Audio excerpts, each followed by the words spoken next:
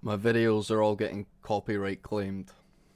That's what happens when you do this reaction type stuff though. But this is how you know ancient Egyptians had a lost ancient technology. Let's watch this. Do you remember back in school when they said that the stone blocks cut by the ancient Egyptians were so precise that you couldn't fit a razor blade or even a human hair in between them? Well, this is what they meant. Look at that. The precision cut of these massive and extremely hard granite blocks is so unbelievably exact that it's difficult to even differentiate the two stones together. The high-definition camera itself, despite all its megapixels, struggles to pick up this line. It's something that can only be truly appreciated when viewed in person with the naked eye. And if you think this is impressive, wait until you see the photos from other parts of ancient Egypt that I'm going to show you later in this video. But what you're seeing here are the enormous polygonal stone blocks that make up the Valley Temple, which is located in front of the Great Sphinx in Giza, Egypt. This is one of those sites that most people are unaware of, as the Great Sphinx and the pyramids get all the attention, but it is without a doubt one of the most spectacular sites found from ancient Egypt. Many of these rose granite blocks are well over 30 tons apiece.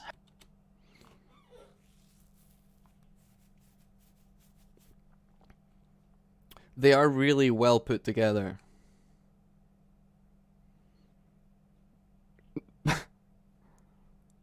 I'm finding it hard to say that it's like ancient lost technology. Technology is like a way of doing things. It's like a methodology using techniques. So yeah, they might have known, they clearly knew how to put things together. Lost means that we no longer use it or find it worthy, or it's gone, or we don't know it anymore. And this is the result that stands. So far I can kind of agree with what they're saying. It does, obviously that's like, most people are like, oh yeah, they had a way of doing things back then that we can't do anymore. I'm more inclined to go with this explanation, lost technology, rather than it was aliens, or giants, or superhumans, or like, yeah. However, the immense difficulty to construct a temple made out of polygonal-shaped granite, pieced together as if a tight-fitted puzzle, is next-level difficulty, made to last millennia and survive even the strongest of earthquakes. And when I said that these stones are massive, you have to compare them to people to truly appreciate their size. And that's me there. I'm 5'10" or 178 centimeters. That would be so heavy to lift. You need to hoist it up with something, use leverage. Here's a question. Can you use sandpaper on granite? Does that work? Is there a way to sand something down so that it goes flatter rather than cut? Even with this photo, you can't truly appreciate it, as this was shot with an ultra-wide camera lens, which distorts the true size and the bulk of these blocks, particularly their widths. And distorts the size and bulk of him. It's like a humble brag. Lens, which distorts the true size and the bulk of these blocks, particularly their widths. It does not do it justice for what your eyes witness here in person. And by the way, this particular block is closer to 50 tons in weight and brought from more than 500 miles away, which that's the other part of this equation. The distance factor, where the granite's brought from the quarry. Like, how the fuck do you pull these single large pieces from so far away to where they need to go? You cut them before, probably roughly, right? And then you shape them to exactly what's needed when they get there. So there's two cutting stages maybe. But moving that weight, you could get like 1,000 guys to pull it.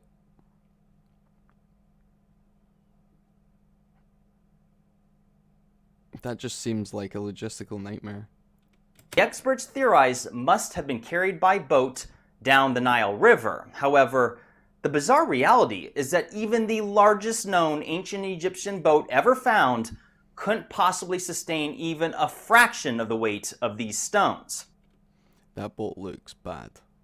Make no mistake, the mystery is real, hence why there is a surging interest by millions of people from around the world into our lost ancient past. But that aside, and going back to the unbelievable precision that makes up these stones, notice that from a distance you can't possibly appreciate just how tightly cut and formed together they are. You see, many of these blocks are cut with rounded edges, thus creating a seam or groove of sorts between the blocks. But when you get up close, you can see that in the middle of these seams is a cut so perfect that they are completely flushed together as if they were laser cut. In fact, they almost look fused together. And you'll find awesome examples. Can that happen? Can granite fuse together over time? All throughout this magnificent structure. Take this example here. From a bit of a distance, you wouldn't realize just how exact the cut is, again due to the breadth of the seams. Virtually all. What happens if you take one block and another block that are kind of rough, but not too rough, and then you rub them on top of each other? Does it break it all off, turn to dust and settle?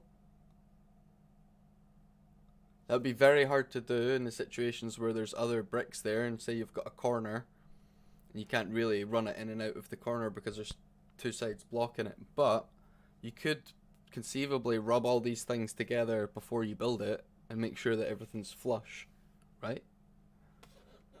All the blocks that make up this astounding stone complex are like this. It's simply fascinating. From a distance, you wouldn't think much of the methods used to cut these stones, but it's not until you get up close that you can appreciate the level of accuracy. It truly is next level. But you should know that this is not some one-off fluke example, as there are countless others found throughout the land of ancient Egypt.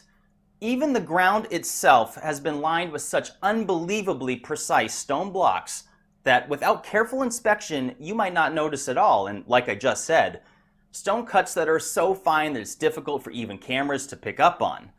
Just compare this line cut to a hotel room key, which is of course the size of a credit card.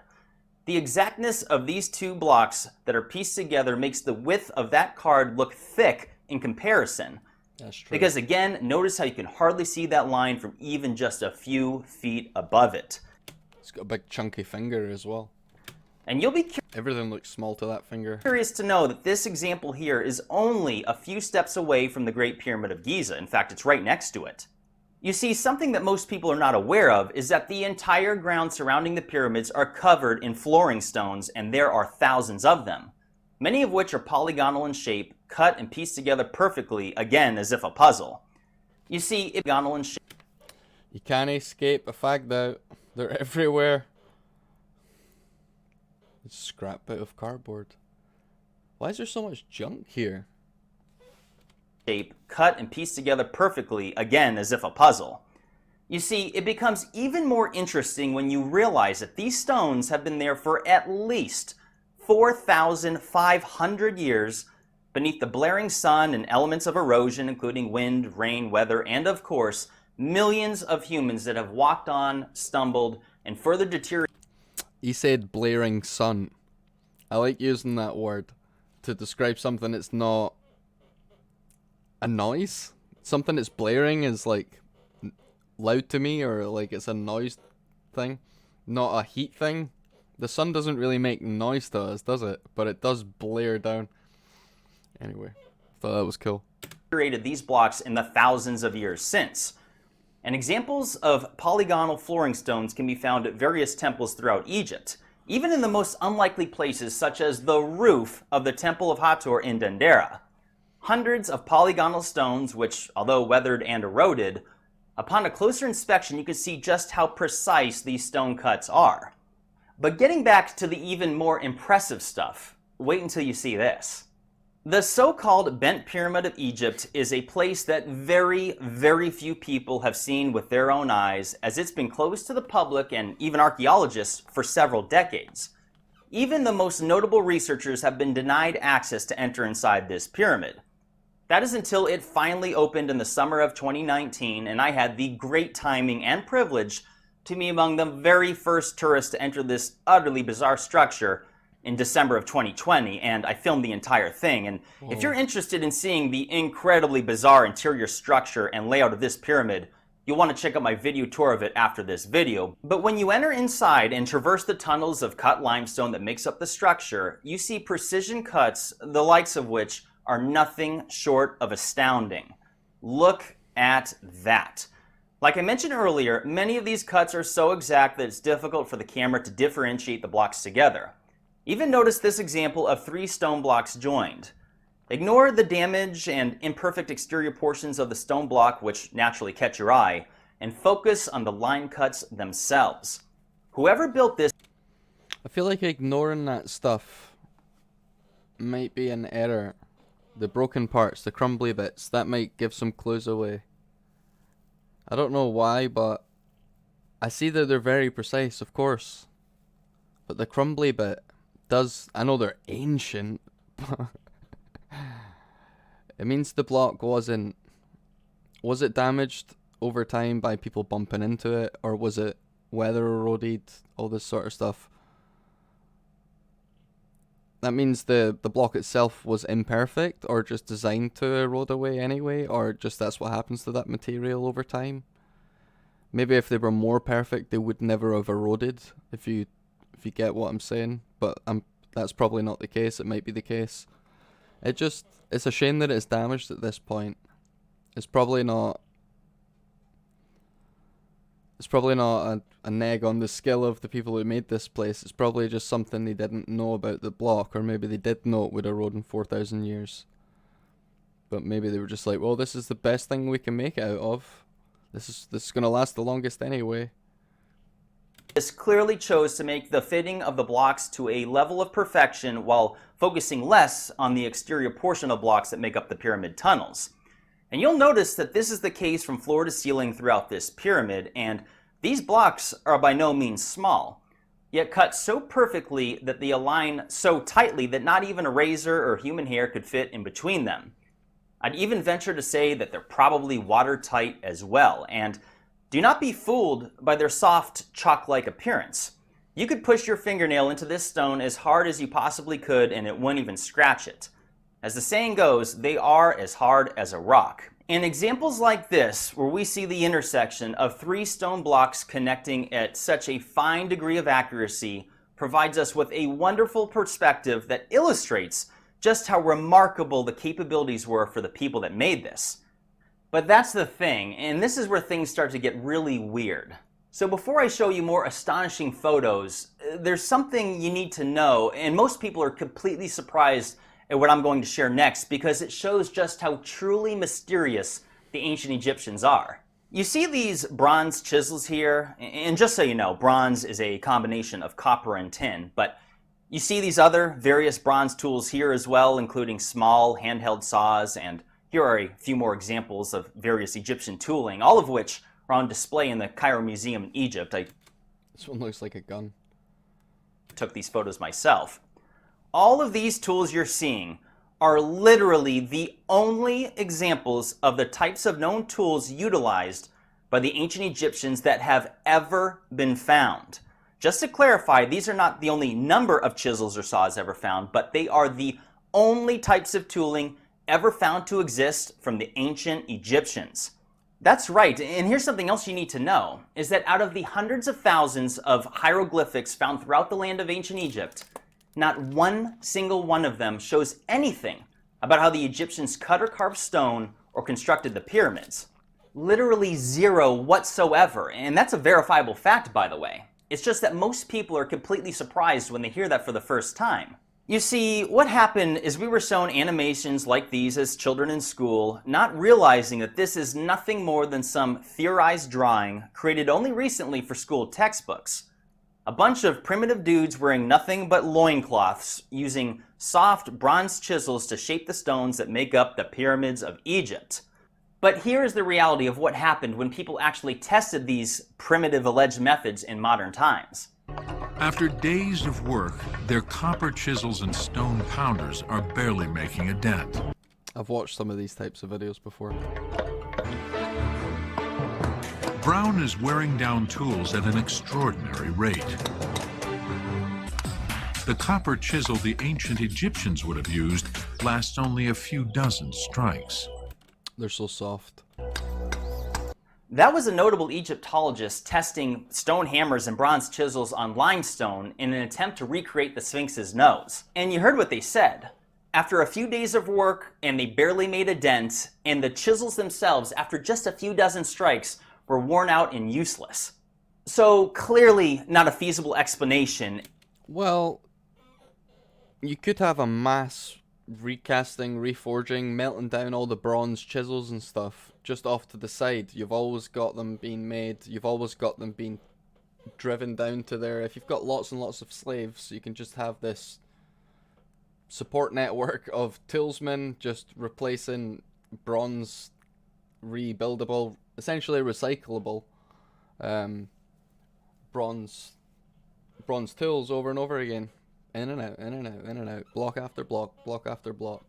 It would be like a doctor sitting there, or a surgeon, or a dentist going, scalpel, you know, mirror, drill. Yeah. And what you didn't see is that later in this documentary, they completely gave up and resorted to using power saws to finish the task. That's what. But that was bronze chisels on limestone. Wait until you see what happened when he tried it on granite. When Roger tries chisels made from bronze, the results are disappointing. As you can see, we're leaving a lot of metal and very little stone is flaking off. Yeah. Yeah, so no. Obviously, bronze chisels were not the methods of tools utilized by the Egyptians or anyone to cut and carve stone of any kind. Which is why it is so bizarre to see that this is still a primary explanation that is taught today. Yeah, fair enough. That's a big debunk. But that was just one video of a man trying to use the bronze thing on... Maybe it's been tested over and over again, and that's the whole point, right? But we only seen one video. Maybe there's an expert out there that has like a speedrun copper tool... bronze tool speedrun of granite block, you know?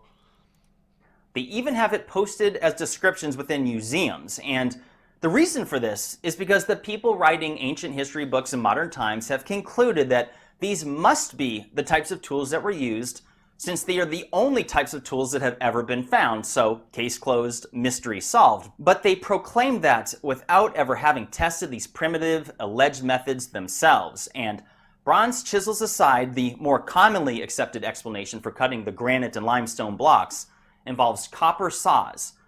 But again, these are the only examples of saws ever found from the ancient Egyptians, and not only that, the only depictions of the Egyptians using saws of any kind are these right here, which clearly shows them using small saws to cut wood for constructing furniture. So watch what happens with that same Egyptologist, Mark Lehner, used a copper saw to demonstrate how it could have been used to cut granite blocks. All right, we have a big block of granite here. So how's this copper going to cut this granite? Even with teeth, the copper alone is too soft.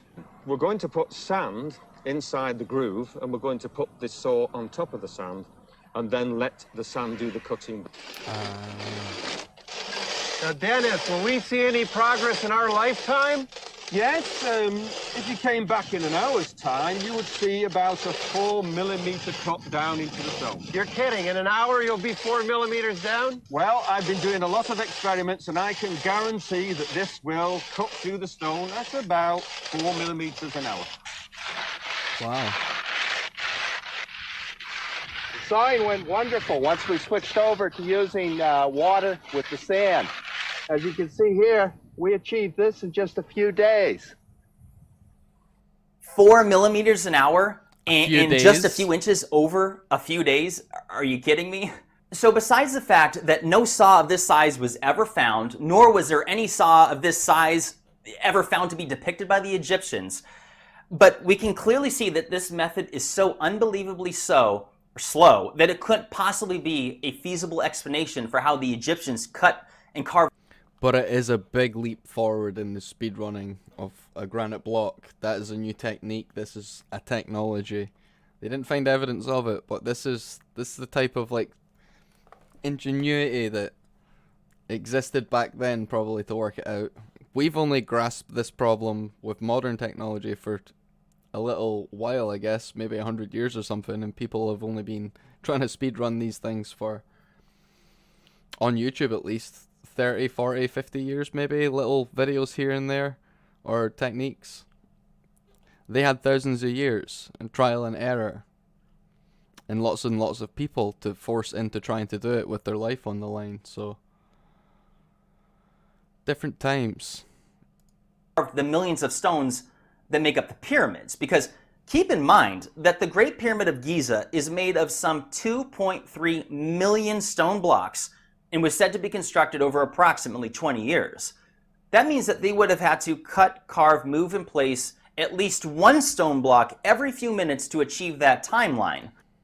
Or have as many slaves as blocks times 2 to cut all at once and get it done over a few days, and then the rest of the 20 years is moving them through and sanding them or refining them. If you pre-planned it all and got all the people involved at once, maybe you could do this. This might just be a management problem. And this does not include the many millions of more stone blocks that make up more than 100 other known pyramids found throughout Egypt. Many people are not aware of just how many Egyptian pyramids there are, and all of which were said to be done within a very specific timeline for their respective pharaoh, at least according to an alleged story that we've been taught in modern times. And I wonder just how many millions of blocks would make up that 118 pyramids, because of course they're all of differing sizes and dimensions. And this does not include the many millions of stone blocks that make up the dozens of various temples found throughout Egypt. This is just a few examples, all of which were made from countless stacked blocks. Nor does it include the countless flooring stones that surround these temples and the pyramids of Giza itself. Nor does it include the hundreds of various structures, including mastabas, all of which are made of stone blocks. Nor does it include the countless stones that make up the many columns found at dozens of sites throughout Columns are so cool. They're much cooler than blocks. Egypt. Nor does it include the many gigantic stone obelisks, giant stone boxes, as well Obelisks are even cooler. as the countless stone sarcophagi found all over the place, far more that could possibly be shared in this video, and I found all over the place. Far more that could possibly be shared in this video, and nor does it include the thousands of incredible stone statues that have been found throughout the land of ancient Egypt. And it sure doesn't include all of the other random, incredibly shaped granite stones that were once part of structures that are long since gone. Impeccably curved granite that couldn't possibly be done with the known tooling found in Egypt, at least as far as Sand and water on paper or a bit of leather or something. Sandpaper, I'm telling you. what you've just seen. And you don't have to be a stonemason, archaeologist, or even a frickin' rocket scientist to comprehend that these tools here, copper saws and chisels, did not create the cuts of this level of precision, and this certainly does not even address the size of these stones and the time it would take to do it, which is of course a major factor that must be considered. But there's even more proof that these blocks were not cut with two guys holding on to some handheld saw.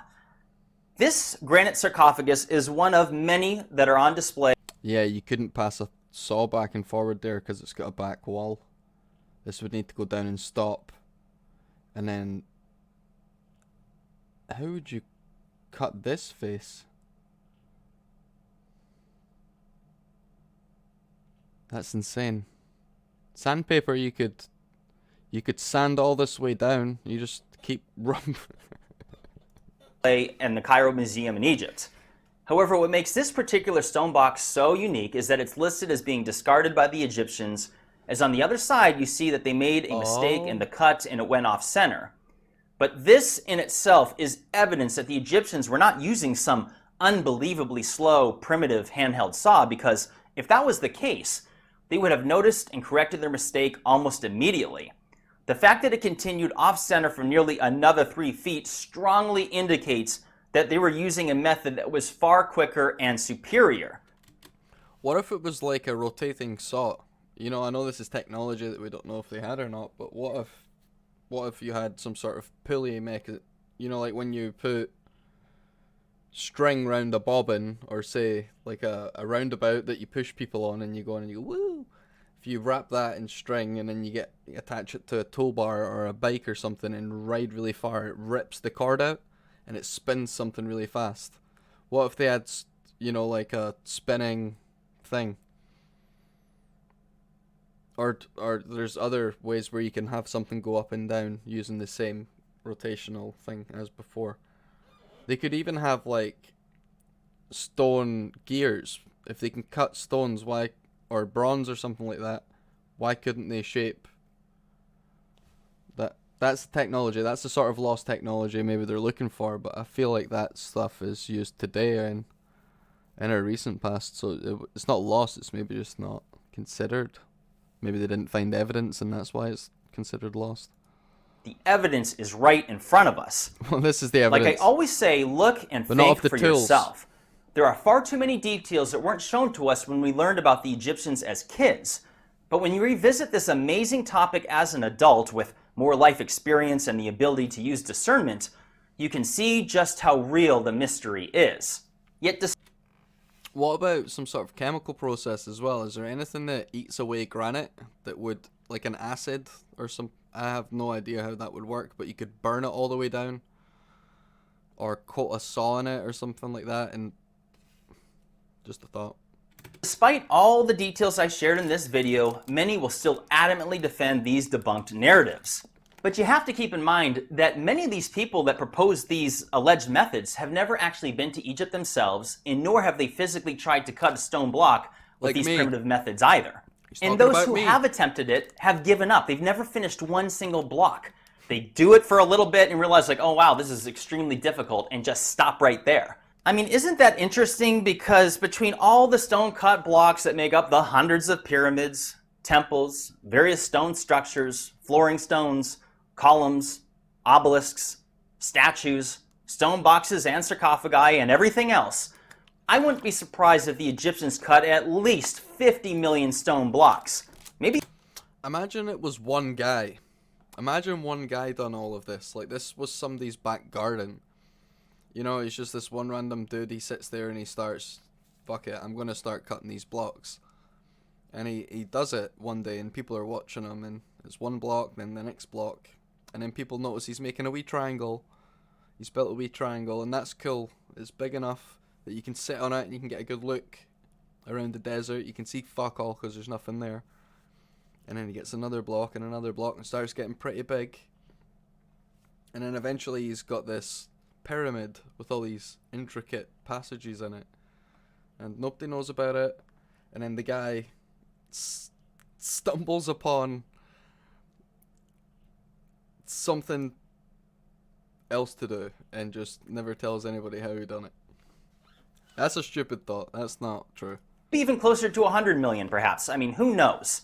Yet you will not find one single example in modern times of a fully cut stone block that was done with these primitive methods. Isn't that interesting?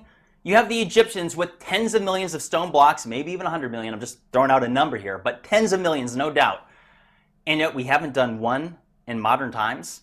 There's no point. It's clear that the ancient Egyptians had some sort of lost technology. And by technology, we shouldn't just think computers and lasers and anything else in our mind. Technology itself can be something quite simple. I mean, even a saddle on a horse is considered a technology.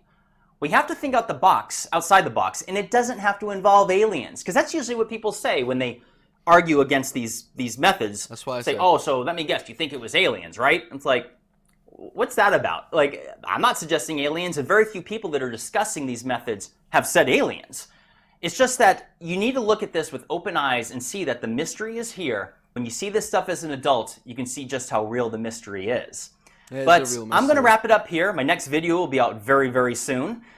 And if you want to see more amazing pictures of these stones, go to my Instagram. I'll leave a link down in the description. And I'll leave a link for my TikTok.